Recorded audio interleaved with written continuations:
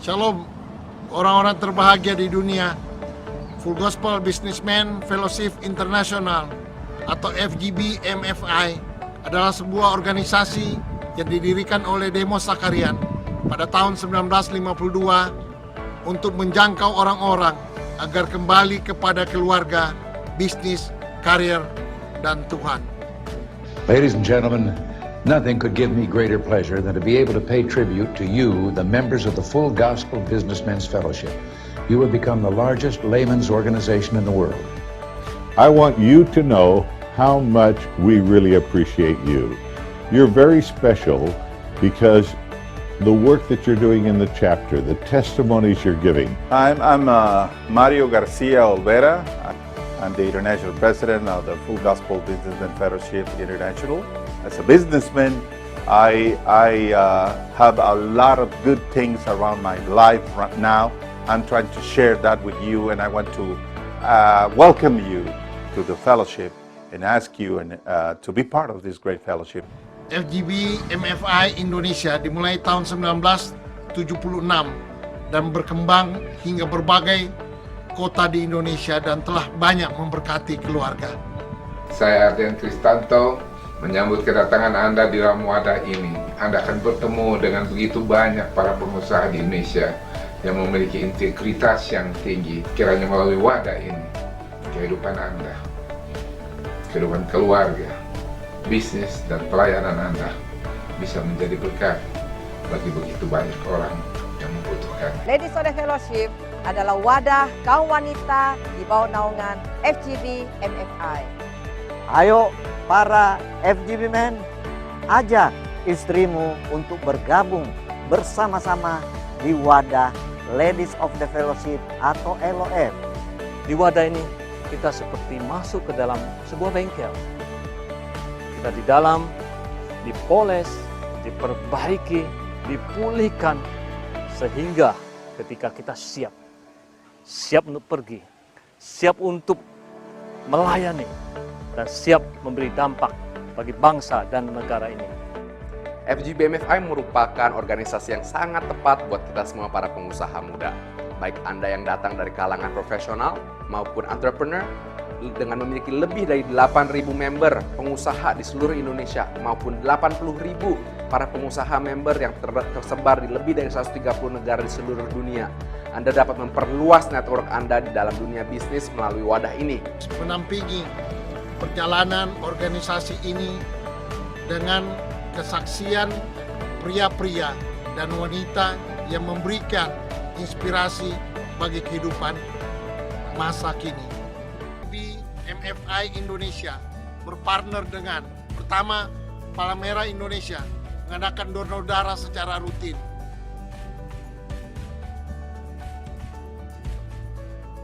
Kedua, Tagana untuk bantuan bencana alam.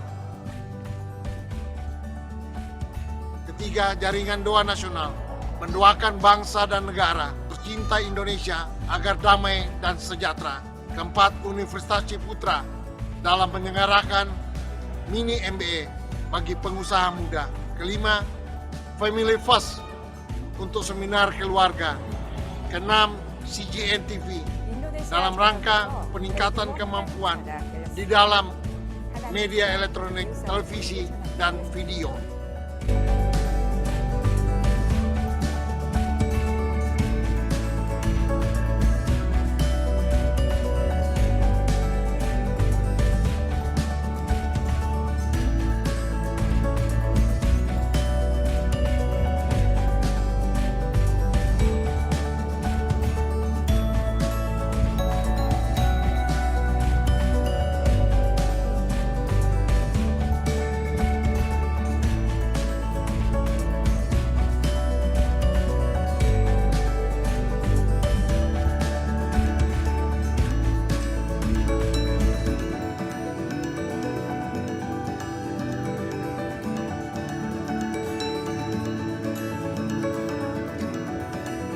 Informasi selengkapnya kunjungi website kami.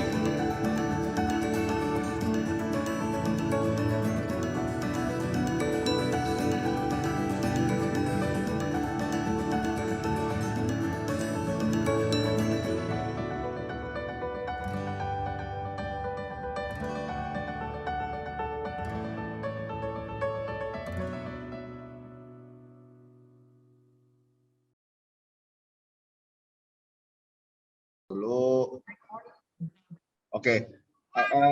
Jadi teman-teman sebelum kita mulai dengan doa dulu ya. Kita mulai dengan doa dulu. Saya pimpin aja doanya. Bapak surga, terima kasih atas kesempatan pada malam ini Tuhan Yesus, karena Engkau Allah yang baik ya Bapak. Engkau ya Tuhan telah membawa kami kemari ya Tuhan, suatu maksud ya Tuhan, supaya kami boleh saling berbagi, saling berfellowship satu lain ya Tuhan, dan saling menguatkan satu sama lain Tuhan Yesus. Bapak yang di surga ya Tuhan, bagi teman-teman yang telat join itu tidak bisa join ya Tuhan, karena suatu urusan ya Tuhan, atau karena suatu traffic ya Tuhan yang macet ya Tuhan. Karena Engkau Tuhan menyertai Tuhan aktivitas mereka apapun yang mereka lakukan. Terima kasih Tuhan Yesus. Kalau terakhir kami akan memulai ya Tuhan acara hari ini ya Tuhan, Kau menyertai acara ini. Dalam Yesus Kristus kami bersyukur. Amin. Amin. Oke, izinkan saya pertama kali saya ucapkan selamat datang dan bagi teman-teman yang sekedar refresh ya. Saya tahu teman-teman pasti tahu visi misi Full Gospel, tapi saya cuma refresh saja. Visi misi Full Gospel itu ya karena kita ini untuk mengumpulkan para pengusaha dan untuk memulihkan kaum pria yang mungkin sedang kelelahan di dalam pekerjaan sehari-hari, rutinitas sehari-hari, dan ingin disegarkan dalam fellowship supaya kita saling menguatkan satu sama lain. Memang Full Gospel ini suatu wadah yang unik yang tidak melihat suatu agama Kristen denominasi manapun, tapi kita bertemu semua itu memandang perlu untuk tidak melekatkan kemelekatan terhadap agama, tapi memuliakan pada Kristus. Nah itu karena kalau pria dipulihkan, saya yakin pada partai yang lain dan pekerjaan lain pasti dipulihkan. Dan kita bersyukur pada hari ini bahwa Full Gospel Indonesia merupakan Full Gospel yang ketiga tercepat pertumbuhannya di dunia. Kali ini ada teman-teman kita mendapatkan tamu spesial yaitu Pak Dali, tapi mungkin karena anggotanya dikit ya, biasanya kan anggotanya terlalu banyak Pak Dali, soalnya biasanya saya kan bikinnya sudah diingetin sama Pak Halim sama teman-teman kalau bisa acara-acara nasionalnya dikurang-kurangin, kita sering fellowship sama lain, dan itu makanya saya rencananya 2 bulan ini dan bulan depan saya tidak akan undang Pak pembicara-pembicara nasional kecuali bulan 7 mendatang kita akan mendatangkan Pandu Syahrir. Pandu Syahrir daripada keponakan daripada Pak Luhut Binsar Panjaitan, itu tanggal 30 Juli itu kita bekerja sama dengan yang movement itu yang 30 Juli itu aja Pak. Sisanya kebanyakan kita sekarang lebih banyak fellowship untuk BHI 7. Nah, jadi perkenalkan dulu ya. Jadi karena kita dikit, kita saling icebreaker, kita saling memperkenalkan diri satu sama lain. Jadi teman-teman, nama saya Vincent Jaya Saputra, saya Presiden Chapter BHI 7 di sini. Saya rasa saya sudah 2 tahun memimpin chapter ini, dan saya memperkirakan, saya merencanakan tahun ini adalah tahun terakhir saya menjadi Presiden Chapter, karena saya akan mengkaderisasi wakil saya, Pak Budi Wasono, yang adalah pendiri dari Heyoka Finance, dan komisaris dari Sukor Invest Central Gadi, temannya Pak Vincent Wijaya juga, dia wakil saya dan dia bersedia untuk mengambil alih tugas saya sebagai Presiden Chapter. Dan bulan Agustus, seperti saya tadi kemukakan, bulan Agustus kami BHI 7 akan mulai mendirikan LOF, Ladies of Fellowship, dengan Presiden Chapternya adalah Bu Marta Limahelu. Tahap perfilman yang dari Hollywood dia akan memimpin LOF bulan Agustus. Nah, saya by the way saya umur 49 tahun dan punya anak kuliah tingkat 3 mengambil material science, material engineering di University of Toronto. Sehingga rencana nanti saya sudah bicara tadi sama Woody, kemungkinan bulan Agustus saya akan pergi ke Toronto, sehingga selama Agustus mungkin chapter ini akan dipegang oleh Pak Udi. Itu saja. Usaha dan gereja. Usaha saya adalah generasi kedua dari Kencana Group, generasi ketiga yang dari Cina, karena kakek saya dari Cina ya. Saya generasi ketiga, dan nama perusahaan saya, grup saya adalah Kencana Group. dan kami multi perusahaan dari macam-macam kami ada, tapi kami lebih sekarang portfolio kami lebih fokus ke perdagangan cengkeh, perhotelan dan manufaktur. Sekarang papa saya lebih banyak urusan, saya bantu papa saya. Saya sendiri lebih banyak sekarang mengurusi selain perusahaan, saya juga mengurusi lintas iman dan kegerakan lintas iman, dan satu lagi adalah kegerakan untuk pemberdayaan ekonomi lemah melalui UMKM, melalui program-program pemerintah, terutama di pelatihan dan pendidikannya. Terakhir adalah saya kemungkinan akan mungkin bulan depan atau tahun inilah saya akan duduk sebagai komisaris daripada LKMA, Lembaga Keuangan Mikro Agri, yang akan menyalurkan dana pertanian yang selama ini problem nih Pak, Bapak-bapak. Dana pertanian kan ada banyak dikorupsi kan. Kami akan menggunakan big data dan AI untuk membenahi data di Kementerian Pertanian. Dan saya dipercaya untuk menjadi komisaris di situ. Nah, itu sekilas dari saya. Kemudian saya silakan Pak Edmond, silakan Edmond.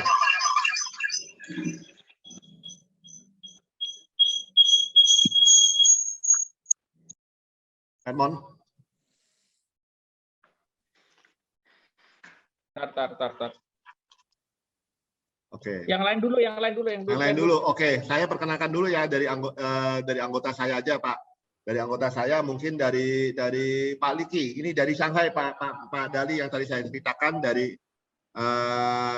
ketua daripada Indonesian Chinese Chamber of Commerce. Silakan Pak Liki. Sharing apa ini, Vincent? Sorry, baru join. No, you introduce yourself. I don't need to share yet. Oke, selamat malam. Sorry, saya baru pulang dari meeting ini. Ya, malam. Nama saya Liki Sudikno. Saya di China kira-kira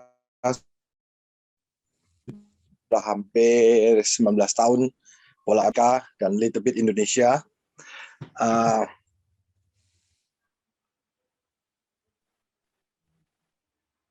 Liki, I think your connection. Punya beberapa. Vincent? Hello, can you hear me? Ya. Oke. Saya di sini sebagai pengusaha di bidang otomotif sama juga medical. Kemudian ada juga food and beverage. Kemudian jabatan sosial ada beberapa. Saya kebetulan pendiri dan juga elder dari Shanghai Indonesian Fellowship. Kemudian saya juga sebagai ketua chairman dari pada Indonesian Chamber of Commerce di China. Apalagi ya, itu posisi ya. Nah, itu nanti kalau farmasi bisa hubungan langsung ya Pak Diki dengan Pak Dali, soalnya Pak Dali ini adalah produsen daripada Remdesivir. Pak Liki. Remdesivir Indonesia. Yes. Yang dipakai yang dijual oleh KB Pharma. Oleh KB Pharma? Pak Dali dari KB Pharma? Bukan, kita mungkin Pak Vincent kurang sempurna tuh. Jadi kita pemegang license dari Gilead USA untuk di Indonesia, dikasih via India, dan joint venture saya joint venture sama India. Jadi kita dapat license-nya dari Gilead. Nah, itu NIA-nya itu kita miliki, tapi kita marketingnya kita kasih ke Kalbe Pharma. Jadi yang penting Kalbe Pharma, yang distribusi juga ada 2 company. Satu EPM, kedua Parit Padang. Oke. Ya. Kalbe Pharma kita lumayan dekat, teman lama sejak family friend ya. Iya. Ya itu nanti urusannya Japri-Japrian aja Pak Liki. Thank you. Yeah. Thank you very much. Karena sudah tambah malam, saya saya cut di sini ya introduction-nya kalau satu nanti bisa Pak Dali kalau bagian untuk presentasi nanti. Mungkin ada kesaksian, mungkin ada yang satu kesaksian yang ingin memberikan kesaksiannya, silakan. Kalau kayak video gitu, visi misi Full Gospel, B. Udah tadi. Oh, udah ya? Oke. Udah tadi lu nggak dengerin. Oke. Oke. Ada yang mungkin ingin sharing? Saya minta bisa tolong satu nggak? Bu Sofia. Bu Sofia ini kan adalah produser daripada Ivermectin. Ini sama kita lagi ngomong-ngomong soal farmasi, Bu Sofia. Karena Ivermectin kan produsennya. Tadi gimana? Mungkin Ibu Sofia bisa sharing sedikit kepada kami di sini. Silakan, Bu. Ya, shalom, Shalom. Bapak Ibu Shalom. sekalian, shalom. Ya, jadi mengenai Ivermectin ini, saya juga pikir ada satu miracle Tuhan ya, yang terakhir itu adalah ketika kejadian di India. Karena India itu kan satu kasus yang sangat-sangat mengerikan dan sangat masif gitu. Ketika kejadian di India itu terjadi ada 100.000 sampai 400.000 kematian, bukan kematian, kasus per hari. Nah, jadi ketua tim penelitinya kami mengatakan, Bu Sofia, itu India bakal pakai Ivermectin, coba kita tungguin hasilnya gimana gitu. Dan ternyata hasilnya itu dalam 5 minggu kasusnya turun sebesar 97% gitu.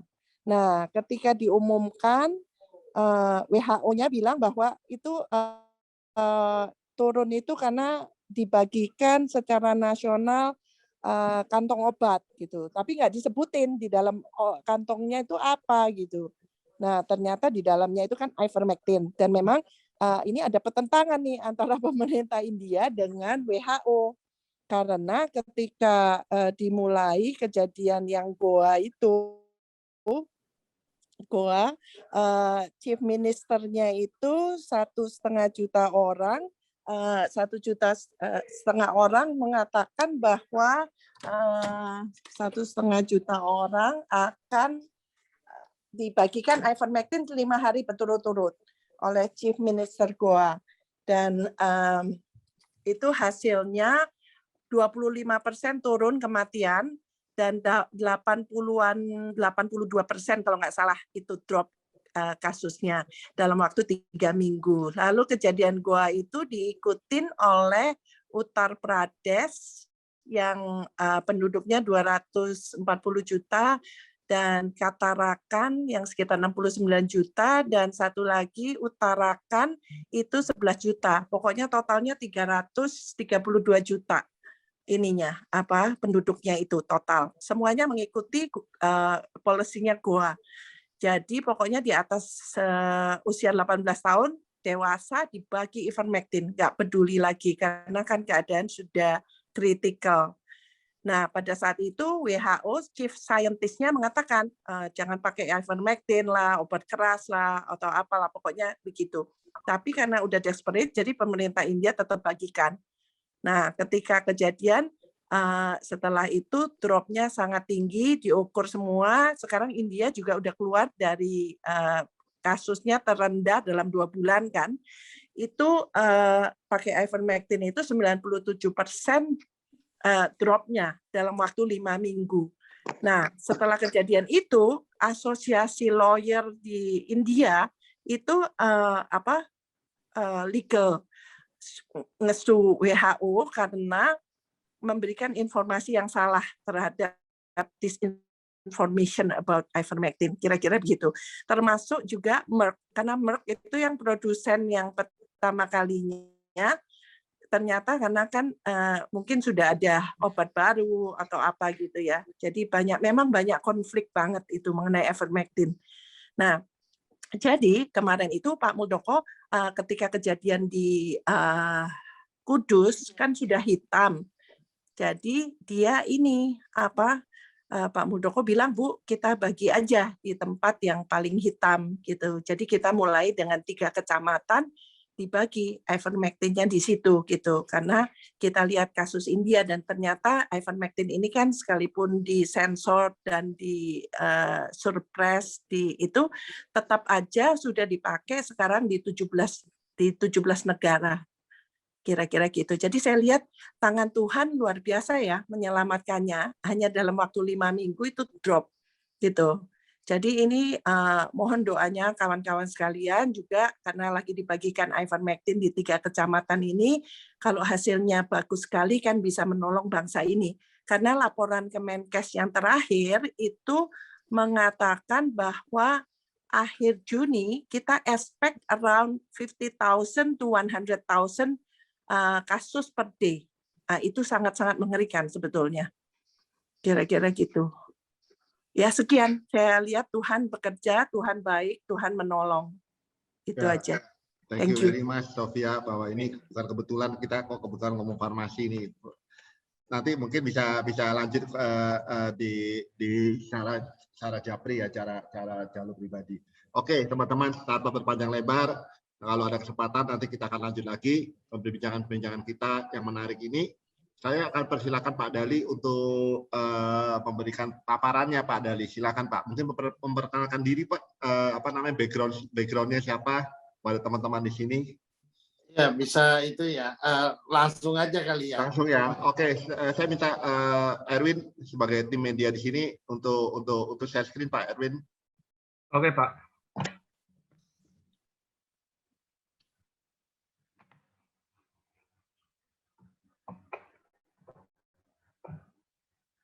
Ya, Pak.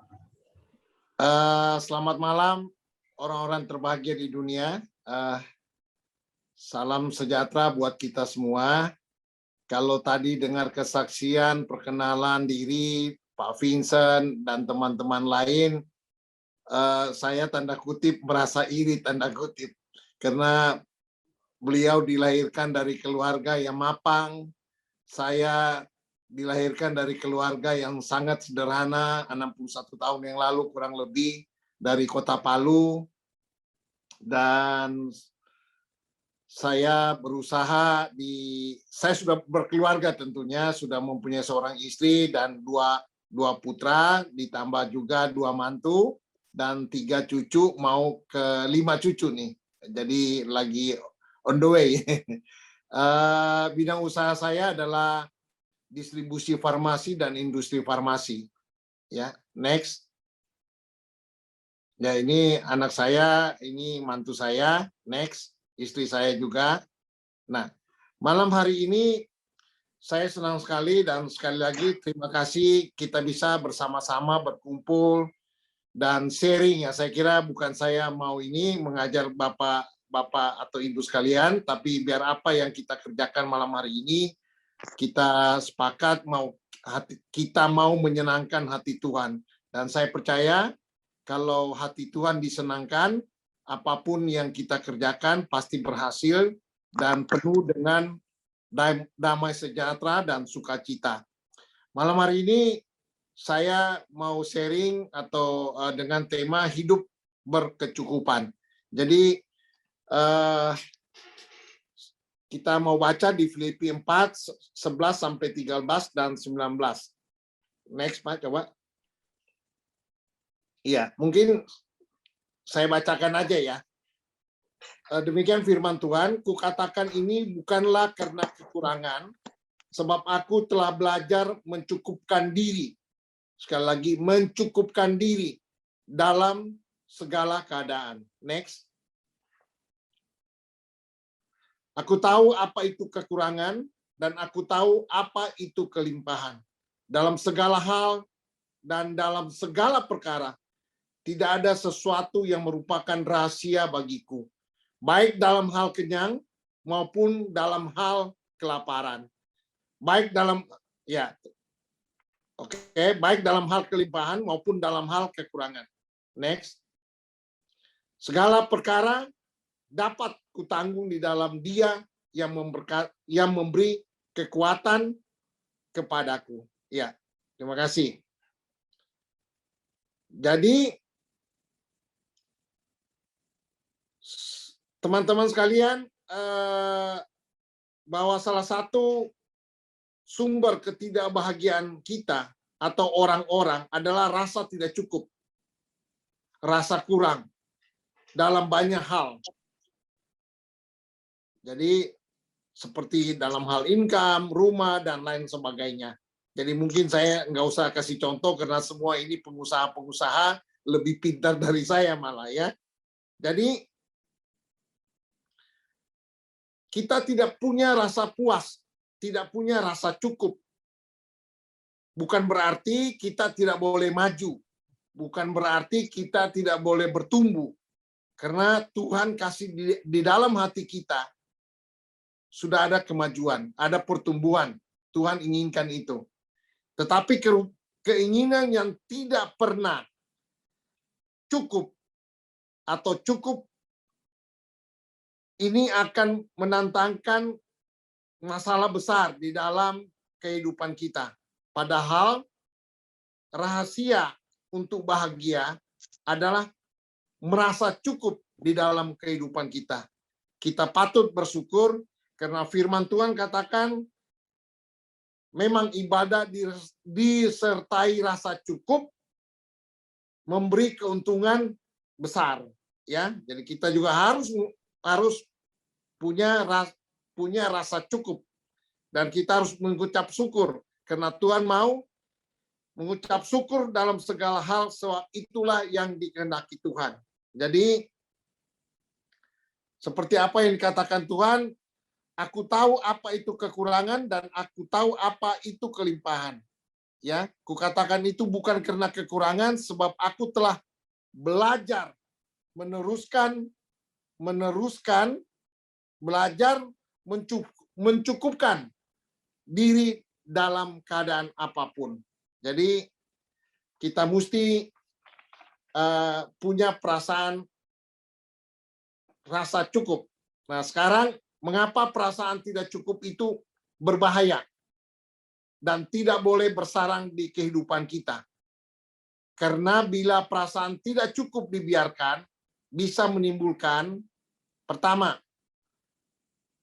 next Pak, terus, ya, mengaburkan pandangan kita tentang Tuhan. Ya, motivasi dalam doa, ibadah, mestinya kita beribadah atau berdoa dengan tulus dan sungguh-sungguh, tetapi ini malah kita berdoa supaya kita diberkati. Tidak salah kita diberkati, pasti Tuhan berkati. Jadi kalau kita sungguh-sungguh berdoa, tulus berdoa, kita utamakan Tuhan dan kerajaannya, pasti berkat itu merupakan bonus. Jadi kita, karena berkat utama kita adalah keselamatan. Harga kita yang termahal itu adalah keselamatan. Jadi kesehatan, kalau kita sehat malam hari ini, kita tidak kena COVID, itu merupakan anugerah daripada Tuhan. Ya, jadi jangan kita salah memahami atau mengaburkan pandangan tentang Tuhan. Jadi di Matius 6 ayat 33, coba ya. Ya, bukan belum Matius 6 ayat 33.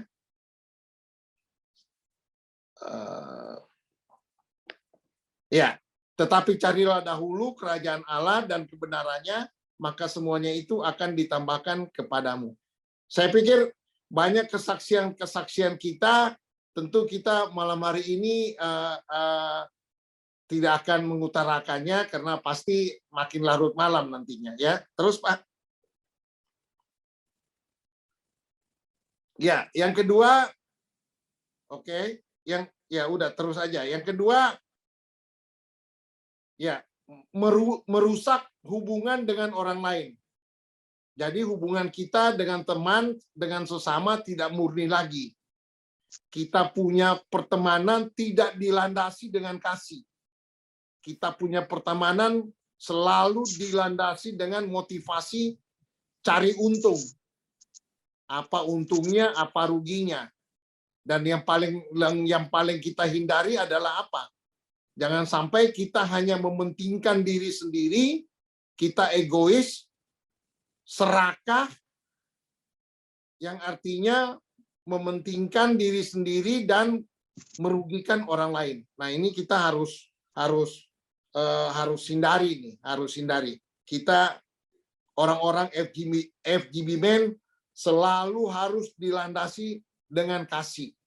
Jadi kita jangan jangan pernah atau kita berusaha untuk jangan mau dilandasi dengan motivasi hanya cari untung. Apa untungnya kita ikut FGB? Apa untungnya? Dan banyak lah. Saya pikir saya nggak usah ngomong karena semua di sini saya dengar tadi semua pengusaha yang hebat-hebat mengerti. Dan kalau malam hari ini ada yang masih mementingkan diri sendiri, berdoa sama Tuhan supaya biar Tuhan tolong dan ubahkan. Kita mesti bertobat untuk hal ini. Yang ketiga bisa mengakibatkan kekhawatiran. Karena kekhawatiran menghilangkan rasa sukacita dan syukur. Ya. Jadi kalau kita lihat, kita baca mungkin di Matius 6 ayat 25 dan 32, mungkin teman-teman boleh ingat aja atau mau dicatat. Matius 6 ayat 25 dan 32 ini banyak berbicara tentang kekhawatiran. Jadi khawatir adalah tanda kita kurang beriman. Padahal Allah atau kita sama-sama sepakat bahwa Tuhan kita adalah Yehova Jireh. Dia penuh kasih dan senantiasa memelihara kita. Ya. Pasti Tuhan siapkan berkat baru setiap hari. Jadi mana yang baru, mana yang cukup, bukan untuk disimpan lama-lama dan itu menjadi busuk. Ya. Nah, sekarang bagaimana memiliki hati yang merasa cukup? Nah, bagaimana memiliki hati yang merasa cukup? Pertama, hidup berdasarkan kebutuhan, bukan keinginan. Jadi kebutuhan itu, kalau orang yang hidup berdasarkan kebutuhan, hidupnya itu simpel-simpel aja, nggak ruwet. Yang ruwet itu adalah apa? Keinginan. Jadi keinginan itu. Nah, jadi hidup kita harus berdasarkan kebutuhan dan hidup kita harus mencukupkan diri. Jadi harus kita mencukupkan diri. Dan kalau buat saya pribadi, saya merasa saya sangat berharga. Oleh karena kenapa?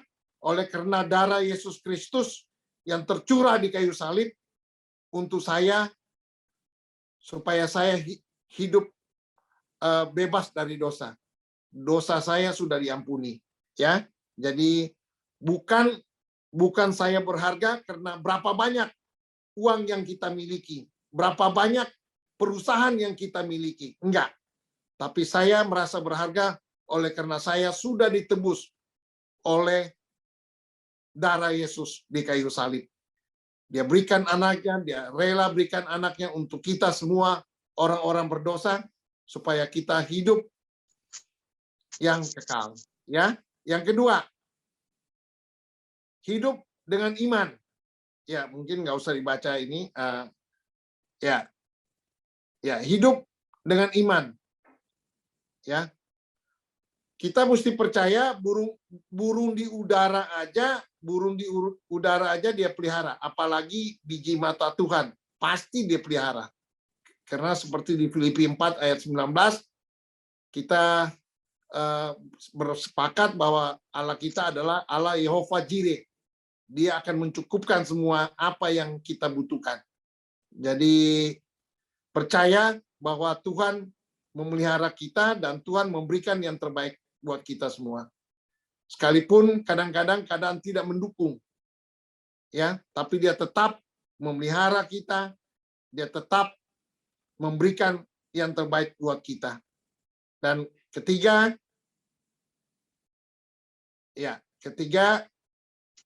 bagaimana memiliki hati yang merasa cukup. Yang ketiga adalah hidup berkemurahan.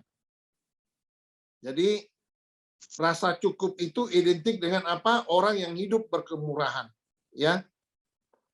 Jangan sampai hidup kita ini hanya untuk diri sendiri, karena Tuhan inginkan bahwa hidup kita harus menjadi berkat buat banyak orang, menolong orang, dan pekerjaan Tuhan juga kita harus bantu, dan orang-orang yang perlu kita bantu, kita harus bantu. Jadi jangan pernah berhenti untuk menabur, karena seperti petani yang menabur, seperti contoh petani yang berhenti menabur akan berhenti juga menuai. Tetapi kita tetap menabur, walau masa sulit, kering, pasti kita tuai pada waktunya. Selalu menjadi saluran berkat, lakukan apa yang ada sekalipun kecil, Tuhan melihat taburan kita dan siap memberkati, bahkan melipat gandakan. Mungkin satu kisah Rasul, coba ya, next. Camkanlah ini, orang yang menabur sedikit akan menuai sedikit. Akan menuai juga sedikit. Dan orang yang menabur banyak akan menuai banyak juga. Jadi mungkin saya kasih satu kesaksian, mungkin dua yang bicara tentang iman.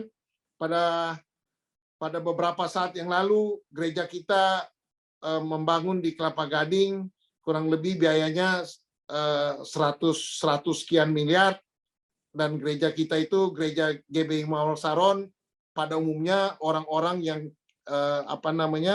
ekonominya ekonomi menengah ke bawah. Jadi hal itu tidak gampang, dan uang yang ada di tangan kita nggak ada tuh. Nah, pada satu saat gembala saya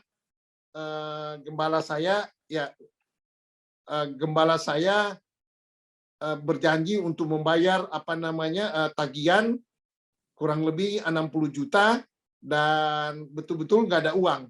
Tetapi ya itulah iman seorang gembala sidang yang begitu percaya akan kesanggupan Allah untuk menyediakan dan menolong. Dan saya melihat sendiri, last minute terakhir jemaat satu orang yang bawa satu kantong krecek, uangnya itu persis kurang lebih yang kita butuhkan. Itu mengenai iman. Nah, ini hidup yang berkemurahan. Mungkin juga teman-teman dan pasti tahu tuh yang namanya John Rockefeller. Jadi hidupnya dia seorang kaya raya. Waktu zamannya dia menderita sakit dan divonis oleh dokter, kurang lebih umur dia 53 tahun, divonis akan mati beberapa saat kemudian. Tetapi waktu dia merenungkan harta yang begitu banyak, saatnya dia akan membagi, menabur, menolong orang, dan lain sebagainya. Dan dia lakukan hal itu. Dia lakukan hal itu pada akhirnya 1 tahun kemudian dia masih tetap hidup. 2 tahun kemudian dia tetap masih hidup sampai 53 tahun kurang lebih setelah dia divonis oleh dokter bahwa dia hidupnya hanya kurang lebih 3-6 bulan. Nah, inilah kunci kenapa orang ini bisa dikasih umur panjang, karena salah satu kuncinya adalah dia murah memberi.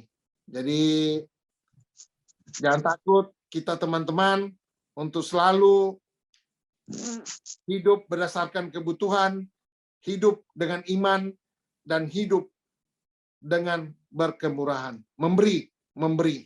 Karena Tuhan senang orang yang suka memberi. Jadi kiranya sharing saya malam hari ini cukup sampai di sini, dan mari kita tunduk dalam doa. Bapak, terima kasih buat Engkau sudah kumpulkan kami, dan kami sudah mendengarkan sebagian daripada sharing daripada hamba-Mu, dan biar hamba-Mu sudah berhenti berbicara, biar rema di dalam kehidupan kami tetap bahwa kami mengerti akan tujuan Engkau dan kami siap mau menyenangkan hatimu ya Bapak. Dalam nama Tuhan Yesus kami berdoa. Amin.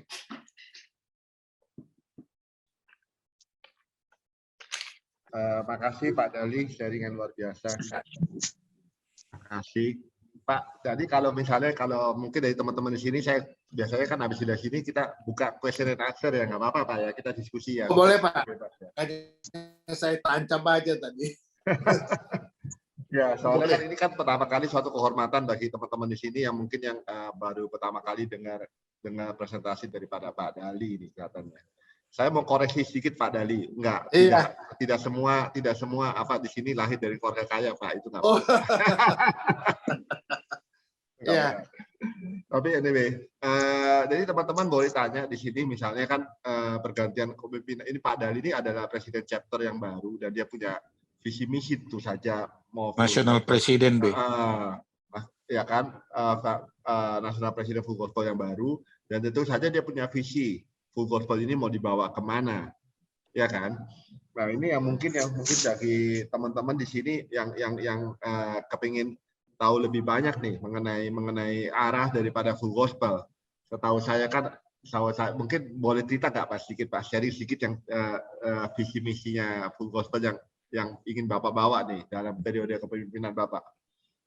Iya, terima kasih Pak Vincent. Jadi memang kepemimpinan yang lalu Pak Ardian sudah begitu luar biasa. Beliau breakthrough, ada terobosan, dan kita pakai momentum terobosan itu untuk sekarang transformasi. Jadi di kepemimpinan saya itu kita berikan itu temanya itu transformasi 2020 sampai 2024. Tentu tujuan transformasi itu pasti tujuan utama kita adalah multiplikasi. Jadi multiplikasi, kaderisasi, dan regenerasi.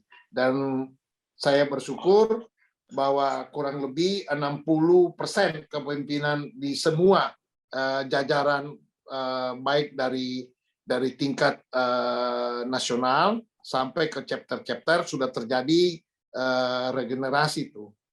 Regenerasi banyak anak-anak muda seperti juga sekarang ini kategori Pak Vincent ini masih muda nih. Jadi itu harapan kita supaya bisa terjadi apa namanya multiplikasinya itu jauh lebih cepat.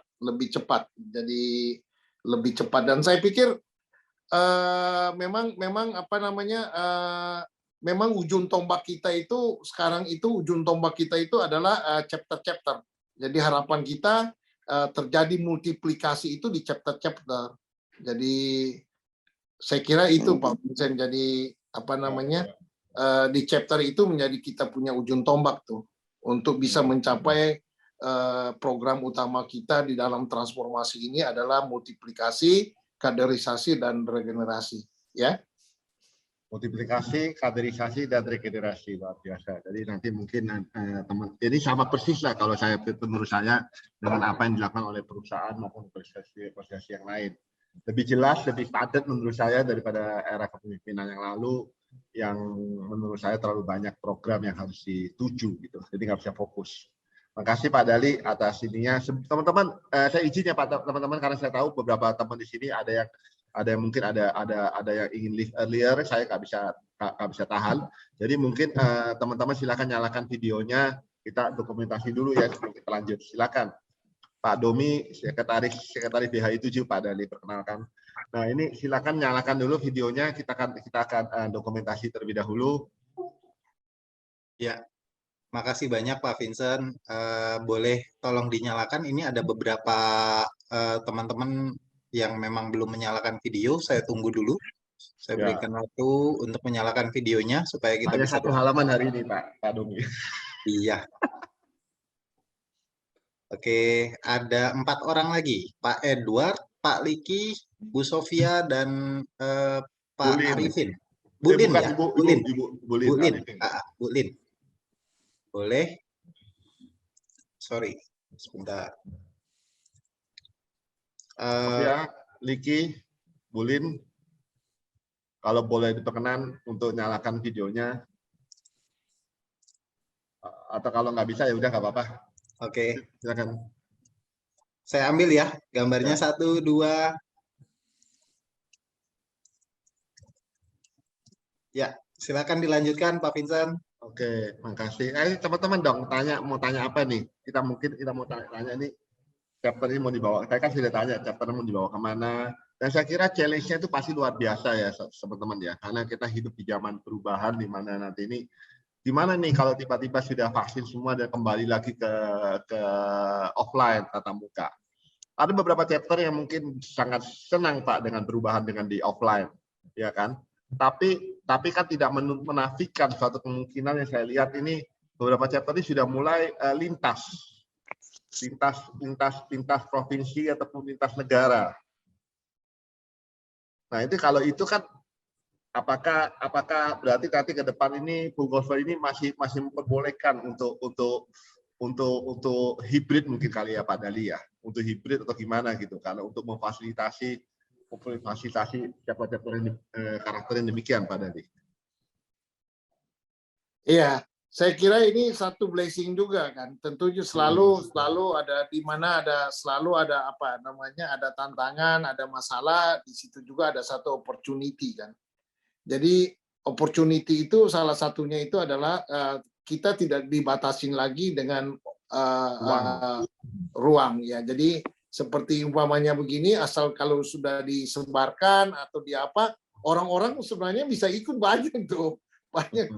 Jadi ini kesempatan sebenarnya, tapi mungkin ini cuma masukan aja, mesti lebih prepare tuh, lebih well prepare teman-teman apa gitu-gitu supaya orang-orang kita bisa memberkati banyak orang tuh. Sayang kalau apa namanya kita bisa fellowship begini, kalau makin banyak kan makin enak tuh, makin enak ya. Ini kesempatan dengan adanya Zoom ini juga atau bentuk yang lain ya, kesempatan nih untuk kita bisa bisa berfellowship dengan tidak dibatasi oleh ruang. Ya, maju terus Pak Vincent. Thank you. Yang lain mungkin ada pertanyaan atau yang terkait presentasinya Pak Dali mungkin, atau mungkin yang tidak terkait juga nggak apa-apa, silakan. Oke, Pak Valen ingin doakan orang lain, tapi hati-hati Pak Valen, jaga prokes. Siap. Terima kasih. Kamu masih ingat loh, kamu juga kesehatan kamu nggak prima-prima banget. Iya, siap. Terima kasih. Saya tambah sedikit kali ya. Tadi silakan Pak Dali. Saya izin Pak Dali, mohon maaf Pak. Ya. Saya mesti lainin orang sakit. Ya. Terima kasih, Tuhan berkati Pak. Ya, Pak Amin. Terima kasih Pak. Jadi mungkin ivermectin itu bagus ya, bagus. Ini saya tidak terlalu banyak tahu, tetapi mungkin itu jangan sampai orang-orang yang kena COVID itu hanya minum itu. Betul. Ya, jadi mungkin kalau teman-teman penjelasannya harus lebih itu. Jadi mungkin salah satu yang membantu untuk bisa mengobati atau mempercepat kesembuhan daripada COVID-19. Karena sampai hari ini tidak ada satu obat pun yang menyembuhkan COVID-19. Jadi tidak ada satupun. Jadi maksudnya belum ada satupun obat yang menyembuhkan COVID-19. Tetapi kita bersyukur seperti ada ivermectin dan lain sebagainya, itu membantu untuk kecepatan kesembuhannya. Sama dengan kayak remdesivir, ada oseltamivir, Avigan, apa lain itu gitu. Jadi mungkin itu. Mungkin ini pemahaman saya ya.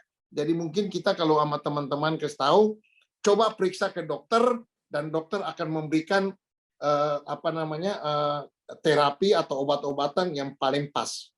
Jadi jangan cuma ivermectin aja atau dikasih kloroquine atau dikasih apa aja, enggak. Jadi periksa dulu, nanti sudah ini, dan kalau lebih awal, ketahuan lebih awal, jauh lebih bagus. Setuju Pak, setuju Pak. Kita kadang-kadang lupa bahwa menurut saya itu teman-teman kita ini lupa bahwa kita ini dianugerahi yang apa ya, baik gitu loh. Kita bisa jemuran ya Pak Dali ya, bisa jemuran. Iya. Kita lupa itu. Oke, mungkin ada teman-teman yang lain silakan ngobrol-ngobrol yang lain silakan. Dari Pak Edward Simanjuntak ya katanya nih. Atau siapa yang mau tanya? Kalau Samsung Galaxy siapa ya?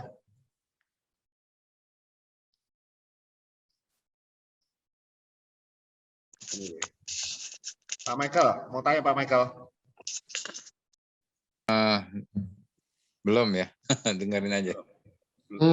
Belum tanya ya. Oke, wah pada diem semua ini. Atau mungkin karena mereka pada segen sama Bapak nih katanya. Enggak. Nanti itu varian baru juga loh. Nanti ada B117, B1351, ada ya, juga Delta ya. 1617, ada yang dari Inggris ya. Dari Inggris itu B117, dari Afrika itu 1351, dari India itu 1617.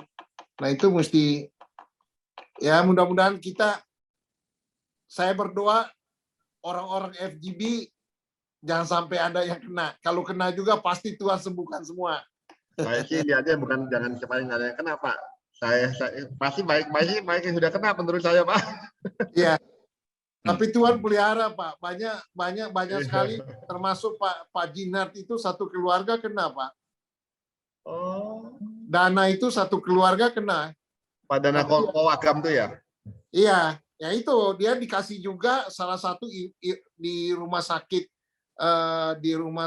Mayapada itu ada satu dokter yang kasih dia tambah Ivermectin. Bagus hasilnya bagus. Hasilnya bagus ya. Bagus hasilnya. Ya. Jadi Ya, sekarang dia bisa kemana-mana. Nanti sama saya nih tanggal 21 ke Ambon. Jadi Tuhan memang sudah persiapkan untuk bisa kemana-mana karena dia punya ininya udah tinggi itu. Dia udah bilang wah gua udah 200-an, 300 udah mostly nggak kena kan. Tapi jangan abai lah Pak. Yang Iya. begitu tetap harus jaga prokes kalau. Iya pasti. Ya berarti nggak ada jaminan setelah vaksin nggak kena. Betul. Tapi biasanya dia lebih bisa ditanggulangi oleh dirinya sendiri. Jadi masuk kategori OTG kali. Oh. Tapi dia bisa jadi carrier kan Pak? Bisa. Tetap bisa jadi carrier Pak? Bisa. Salah. Iya, soalnya kemarin dapat data bahwa tahun 1920 itu kan pernah kejadian kayak gini. After 2 years, after 2 years dari itu virusnya udah mulai hilang, tapi ekonominya baru pulih setelah 20 tahun kemudian. Oh sampai gitu ya? Kalau ekonomi sudah pulih duluan nih, harga-harga udah pada naik karu-karuan. Tapi nggak tahu, ini kan di depannya kelihatannya udah pulih, tapi di dalamnya nggak tahu nih udah pulih atau belum. Soalnya retailnya belum jalan juga sih ya. Retail? Iya. Saya sih retail belum pulih ya retailnya ya? Ya kan memang harusnya kan memang dari retail dulu. Iya. Terus ditanya Bro Vincent tuh, kalau Bro Vincent udah ahlinya ekonomi. Kalau saya lihat manufaktur justru udah mulai maju Pak Khalid. Ya soalnya kemarin Singapura aja katanya keluarin statement bahwa pemerintahnya itu dia bilang dia mesti bertahan selama 5 tahun ke depan ekonominya. Oh iya, enggak, maksud saya jadi kita mengalami perubahan, shifting kalau menurut saya sih. Apa yang dulu laku mungkin sekarang kita mesti rubah pola pikir kita. Ya kan? Iya, pasti ada yang jalan lah. Kalau nggak ada yang jalan pasti mati semua kan. Ya. Cuman presentasinya berapa banyak dibandingkan yang normal. Ya. So keep optimis kalau menurut saya sih, kita optimis dan saya yakin kok. Saya masih punya keyakinan, masih optimisme ekonomi akan pulih lebih cepat daripada apa yang kita khawatirkan, perkirakan. Harusnya Indonesia lebih cepat sih pulihnya daripada yang lain. Harusnya. Ya, harusnya. Cina udah pulih duluan kan. Cina udah pulih-pulihan dan ini adalah penyumbang, kalau dulu Cina dianggap penyumbang deflasi. Sekarang Cina menjadi penyumbang inflasi. Itu mengerek harga-harga ke atas ke depan. Iya. Nah, Bro Edmond tuh, ini yang asuransi gimana, Bro?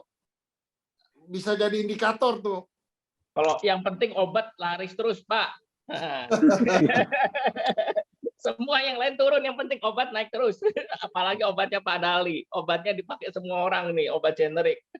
Pak Dali, sekedar teman-teman informasi kepada teman-teman, Pak Dali ini ada supplier untuk untuk BPJS, untuk pokoknya pabrik salah satu pabrik obat terbesar dah di Indonesia. Orang yang sangat rendah hati ini.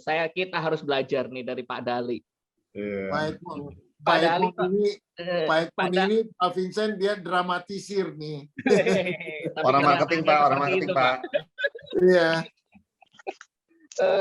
Ini leader ini pimpinan FGB yang memang kita harus contohin ini.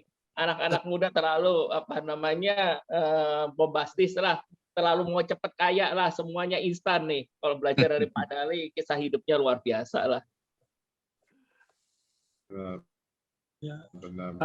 Selamat malam, Pak Dali. Selamat malam, Pak. Ya. Mungkin melanjutkan di member meeting sebelumnya yang online, Pak Vincent pernah jadi pembicara juga. Saya sendiri kan memang dengan istri terjun langsung Pak ke ini penanganan COVID ini. Ya. Jadi sedikit kesaksian bulan Maret tahun 2020 saat itu saya tergoncang, perusahaan saya kena dampak COVID, saya berhenti kerja, terus istri saya kebetulan punya klinik, dan saya juga baru memutuskan untuk berhenti bekerja sama dengan BPJS, karena memang rugi gitu Pak. Terus pembayaran dari pemerintah saat itu memang pernah hampir bisa telat 3-4 bulan, terus jatah dari pemerintah itu memang sekitar kalau untuk klinik itu 10.000 orang per kepala, di situ obatnya, di situ untuk konsultasinya, ataupun kalau kita merugi itu kalau pasien itu perlu untuk tes lab. Jadi itu semua biaya dari cover 10.000. Sementara kapitasi dari perusahaan dari klinik istri saya itu saat itu masih di bawah 1.000 lah. Jadi kalau perhitungan klinik itu, kalau misalnya kapitasi kita contoh ada 1.000 ya, kali 10.000 berarti tiap bulan kita dapat 10 juta gitu kan, Mbak. Nah, dari 10 juta itu mau pasiennya 100 yang datang, mau pasiennya 10 ya dapatnya 10 juta gitu kan. Nah, pada kenyataannya pasiennya datang lebih banyak, terus kapitasi saya sedikit. Jadi ya banyak, itulah merugilah di pelayanan dengan BPJS itu. Nah, singkat cerita, kena COVID, kita nggak bisa ngefilter orang yang mau datang berobat gitu. Saya sendiri udah berhenti kerja, jadi dapur udah keran-keran berkat keuangan itu udah banyak ketutup. Nah, dari situ saya putuskan, udah deh klinik kita off-in dulu, kita pelayanan langsung ke rumah-rumah, on-site visit Pak. Nah, terus berawal dari situ kan banyak orang masih khawatir datang ke rumah sakit, ke klinik, untuk berobat. Jadi kita datengin, kita onsite, datang satu, bahkan sampai Bandung saya sama istri saya pelayanannya.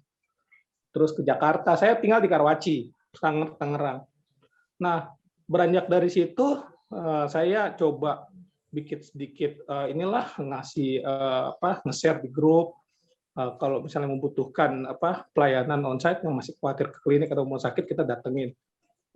Lalu masuklah saya ke corporate Pak, ke pabrik-pabrik, perusahaan, bahkan sampai ke mungkin saya kalau maaf saya sebutin institusi pemerintahnya, di KPPD DKI Jakarta, waktu itu pimpinannya terkena COVID, jadi dia khawatir anak buahnya kena. Jadi kita periksa tuh Pak, semuanya kita screening. Karena mereka kalau mengandalkan ke puskesmas sangat lama hasilnya, 2-3 minggu katanya. Kita terus baru dari situ mulai Pak, mulai dari share-nya itu share dari mulut ke mulut lah. Yang saya tunjukkan sini memang ada di satu sisi memang COVID itu berdampak nggak baik ke banyak usaha. Sisi lain, kalau saya saat itu tidak mengambil keputusan untuk onsite, pelayanan onsite, mungkin saya dan istri udah terlena, kita nggak dapat penghasilan, cuma saya memberanikan diri gitu untuk terjun langsung screening COVID, baik ke rumah-rumah, terus bahkan kalau untuk dokumen perjalanan untuk seluruh negara ataupun benua mungkin udah hampir semua deh. Khususnya untuk Korea Sekarwaci, kalau mau pulang ke Korea pasti mereka manggil istri saya dan timnya itu datang ke rumah, gitu Pak. Jadi Tuhan buka jalan saat itu. Saya hampir sebulan setengah waktu itu tidak bisa ngapa-ngapain gitu kan, pusing Pak. Sementara kan kalau kebutuhan tidak ada kompromi, cicilan harus dibayar, uang sekolah anak dibayar. Ya udah saya ubah polanya itu, kita melayani langsung. Dan puji Tuhan mungkin udah setahun ini udah hampir 1.000 orangan lah kita screening, baik ke pabrik-pabrik. Pernah kita satu hari 5 pabrik kita screening, gitu kan Pak. Terus ya saya juga stigma tentang COVID itu, saya udah hal biasa. Ibarat COVID itu buat saya itu hanya seperti flu, itu bakal bisa sembuh. Kecuali memang yang paling berat itu kan paling diserang itu kan pernapasan, gitu Pak ya. Terus saya punya teman sekolah ngubungin saya, dia COVID positif, saya tetap berani. Bahkan mereka yang ketakutan, kenapa kalian yang ketakutan? Ya kan gua COVID, lo enggak, kenapa deketin gua gitu? Saya bilang saya prokes kok, saya pakai masker, kamu pakai masker, saya begitu saya bersentuhan dengan kamu ataupun saya langsung pakai hand sanitizer gitulah gitu. Jadi sebenarnya stigma itulah yang paling memberatkan COVID itu sendiri gitu. Jadi orang ngedrop lah imunnya. Jadi puji Tuhan sampai sekarang Tuhan Roh Kudus melindungi kami dan tim istri saya. Kita masih terus sehat ya. Pun buat saya juga kalau COVID itu ibarat kita bawa mobil Pak. Kita udah hati-hati, orang lain belum tentu hati-hati. Jadi udah pasrah aja. Ya saya melakukan kegiatan saya seperti biasa. Ya support istri di bidang pelayanan kesehatan pun saya sekarang mulai merintis di bidang saya sendiri gitu. Di internal trading. Jadi buat teman-teman ya bukannya kita harus berhikmat lah, jangan jadi satu alasan ataupun ketakutan kalau kita untuk jadi takut untuk keluar. Asal kita prokes, kita yakin orang yang kita temuin itu sehat, karena buat saya itu, saya kan basicnya kan di engineering Pak, di engineer gitu ya. Buat saya itu seperti gini Pak, tidak ada suatu kerusakan tanpa ditandai suatu gejala gitu. Tidak ada kerusakan ditandai tanpa ditandai suatu gejala. Misalnya mesin akan rusak pasti udah ada gejalanya, gitu kan. Mobil akan rusak pasti udah ada gejalanya. Begitupun juga penyakit. Menurut saya kalau dia memang ada indikasi COVID, pasti biasanya entah dia pusing ataupun ya buang air besar ya mencret ataupun itu pasti udah ada gejalanya gitu, atau batuk-batuk. Ya kalau kita menemui orang seperti itu lebih baik kita jangan temuin gitu Pak. Jadi kita harus berani diri, bro lo sehat kan? Lo ada batuk nggak ada apa? Ya gue sih sehat, saya bilang, baru kita ketemu Pak gitu. Jadi kita nggak menantang maut itu, tapi ya aktivitas kita tetap harus jalan. Ya puji Tuhan, Tuhan berkatin saya dengan istri saya melalui pelayanan kesehatan, dan saya mulai mungkin di saatnya saya harus usaha sendiri dari keadaan ini, saya mulai berintis usaha sendiri. Ya itu aja sih Pak. Jadi buat teman-teman ya apapun yang terjadi ya hikmat Roh Kudus Tuhan selalu melindungi kita, terus nggak perlu takut. Ya COVID itu ada, tapi kita harus prokes. Jadi ibarat kita berani aja keluarlah bawa mobil, ya kita ada hati-hati motor nyenggol kita. Itu sih Pak. Jadi ya kalau kita semuanya terlena, akhirnya dampaknya terhadap ekonomi ya keluarga kita, bahkan sampai ekonomi global gitu. Jadi jalanin aja. Mungkin yang terkena selama ini ya kurang prokes gitu Pak, dan menyalahi aturan. Itu aja ya. Jadi itu kesaksian saya. Salam kenal Pak Dali, rekan-rekan semuanya. Terima kasih untuk waktunya. Terima kasih Pak Edward, luar biasa saksiannya. Oke, ini udah mau jam 9. Kita mau tutup atau satu kesaksian lagi, satu pertanyaan lagi, kita tutup. Silakan. Sementara teman-teman mikir, saya akan mengumumkan teman-teman bahwa minggu depan saya minta maaf sekali lagi bahwa pembicara berikutnya Vincent Wijaya yang seharusnya akan bicara di chapter ini minggu depan tiba-tiba harus pergi keluar pulau, sehingga saya lagi bingung tiba-tiba kok kayak begini. Jadi saya minta tolong nih Pak Halim yang kemarin tidak jadi, Pak Halim. Boleh ya Pak Halim ya? Yang kemarin kakak jadi, gilirannya Pak Halim ya Pak Halim ya? Ya. Oke. Thank Soalnya you. seharusnya Vincent Wijaya, jadi Pak Vincent Wijaya akan saya geser akhir bulan. Siap. Itu sekedar pengumuman terakhir dari saya. Kalau nggak ada yang ingin komentar atau kesaksian, kita tutup aja kali ya. Kita tutup aja. Nanti teman-teman tolong tetap jaga kesehatan. Terima kasih atas cepatnya Pak Dali. Nanti saya akan share ininya kalau sudah jadi videonya. Thank you. Terima kasih. Ayo kita tutup doa dulu. Tadi pembukaan sudah dengan saya. Mungkin penutupan saya minta salah satu dari sini deh. Siapa ya? Saya minta Pak Liki boleh Pak Liki untuk tutup Pak Liki? Boleh. Oke, silakan. Menarik kok. Baru saya kepikir mau volunteer. Ditunjuk. Oh, silakan Pak. Masih kesempatan terakhir Pak. Belum jam 9 Pak, masih 5 menit Pak. Silakan Pak. Pak Liki ingin memberikan komentarnya, silakan Pak Liki. No. Maksudnya mau volunteer doa penutup tadi. Oh, oke. Ya, kita doa penutup.